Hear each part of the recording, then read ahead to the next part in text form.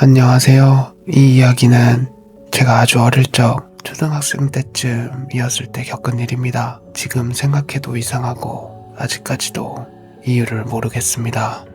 제가 살던 동네에서 건물 중에 유독 지하 1층만 비어있는 건물이 있었습니다. 출입문은 늘 잠겨 있었고 유리창에는 먼지가 잔뜩 끼어 있었습니다. 동네 어른들은 예전에 뭐가 있던 자리다 라는 말만 했지 자세한 이야기는 해주지 않았습니다. 그러던 어느 날 그 건물 앞에 십자가가 달리기 시작했습니다. 작은 개척교회였습니다. 아, 교회가 생기나 보다. 아이였던 저는 별 감흥이 없었습니다. 다만 친구들 사이에서 교회 가면 과자 준대 라는 말이 돌기 시작했고 그게 제가 교회를 다니게 된 유일한 이유였습니다. 교회가 정식으로 시작하던 첫 주일, 저는 아무 생각 없이 그 지하로 내려왔습니다. 계단을 몇 칸 내려가자마자 이상하게 냄새가 올라왔습니다. 탄 냄새였습니다. 처음엔 주방에서 뭘 태웠나 싶었습니다. 하지만 냄새가 너무 강했습니다. 음식이 타는 냄새라기보다는 종이나 천 아니면 향 같은 게 타는 냄새에 가까웠습니다. 지하라서 그런가 보다. 새로 인테리어를 해서 그런가 보다. 그렇게 스스로 납득했습니다. 아이였던 저는 솔직히 냄새보다 예배 끝나고 주는 간식이 더 중요했거든요. 그런데 이상한 건 그 냄새가 매주 똑같이 났다는 겁니다. 어떤 날은 더 심했고 어떤 날은 조금 덜했지만 한 번도 냄새가 사라진 적은 없었습니다. 심지어 예배가 길어질수록 냄새는 점점 더 진해졌습니다. 마치 안 보이는 어딘가에서 계속 무언가 타고 있는 것처럼요. 몇 주쯤 지났을 때 예배 도중 화재 경보기가 갑자기 울렸습니다. 정말 아무 예고 없이 소리가 지하를 가득 채웠습니다. 사람들은 놀라서 밖으로 뛰쳐나갔고 소방차도 출동했습니다. 하지만 불은 없었습니다. 연기도 없었고 타는 물건도 없었습니다. 그날 이후 화재 경보는 한 번으로 끝나지 않았습니다. 어떤 주에는 예배가 시작하자마자 울렸고 어떤 날은 설교가 끝나는 시간에 울렸습니다. 경보기를 꺼보려고도 했지만 완전히 끄는 것은 불법이라 결국 소방차는 계속 오게 됐습니다. 그때마다 목사님은 늘 같은 말씀을 하셨습니다. 이건 우연이 아닙니다.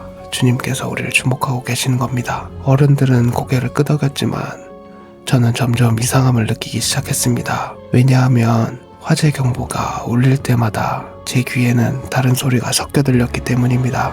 처음엔 잘못 들은 줄 알았습니다. 그런데 분명히 들렸습니다. 경보음 사이로 작은 방울소리가 아주 천천히 규칙적으로 들렸습니다. 그리고 그 뒤에는 북소리, 징소리, 장구소리 같은 게 겹쳐 들렸습니다. 교회 예배와는 전혀 어울리지 않는 소리였습니다. 그 소리는 제가 예전에 TV에서 본 굿판 소리와 너무 닮아 있었습니다. 그때부터 교회에 가는 게 조금씩 무서워졌습니다. 그런데 이상하게도 교회 안 분위기도 점점 이상해졌습니다. 사소한 말로 다투는 일이 늘었고 기도 중에 언성을 높이는 사람도 생겼습니다. 그러다 어느 날은 정말 크게 싸우는 일이 있었고 결국 심하게 다친 사람까지 나왔습니다. 그날 집에 와 저는 처음으로 생각했습니다. 이 교회에 뭔가 이상한데? 그래서 마음속으로 결심했습니다. 다음 주까지만 가고 그만두자. 하지만 그 다음 주 주일 저는 교회 문을 열어볼 수조차 없었습니다. 교회 앞에는 폴리스 라인 쳐져 있었고 사람들이 모여 웅성거리고 있었습니다. 같이 교회를 다니던 친구에게 조심스럽게 물었습니다. 무슨 일이야? 친구는 어른들에게서 들었다며 떨리는 목소리로 말해줬습니다. 그 교회 목사님이 자기 가족을 살해하고 그 뒤에 본인도 극단적인 선택을 했다는 겁니다. 너무 무서워서 저는 아무 말도 못하고 집으로 돌아가려고 했습니다. 그때였습니다.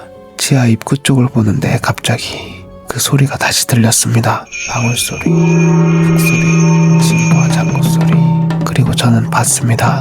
목사님이 설교하던 그 단상 위에 부당옷을 입은 형체 하나가 서 있었습니다. 입은 사람 입이라고 보기 힘들 정도로 길게 찢어져 있었고 웃고 있었습니다. 그 그 형체는 단상 위에서 춤을 추듯이 움직이면서 저를 똑바로 바라보고 있었습니다. 그날 이후로 저는 그 건물이 있는 곳에 단 한 번도 가지 않았습니다. 그리고 시간이 많이 흐른 뒤 동네 어른에게서 그 건물의 과거를 들었습니다.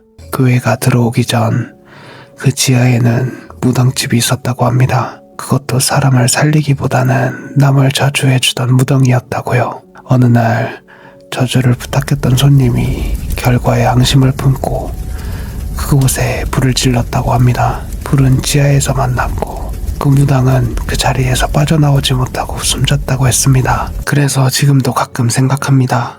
제가 마지막으로 본 단상 위에 춤추던 형체가 그 저주를 하던 무당이었을까요?